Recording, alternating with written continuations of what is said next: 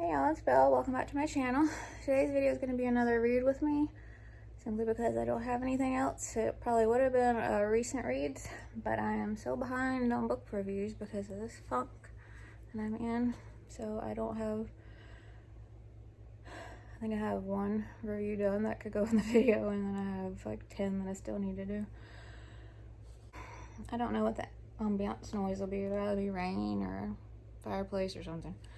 And I'm gonna be reading Ghost Come Rising by Adam Perry. This came out on the 11th, I think, but it's already out. I've been reading it forever just because with my funk I haven't been reading as much. And I think because some of that's because I've been wearing myself out during the day. I used to set aside time to read during the day, but I've been working myself so much during the day, just trying to keep my mind busy, and then at night I'm exhausted, but then I don't sleep well. It's a whole cycle. So it's not that I'm not enjoying it. I'm really enjoying it. It is so good.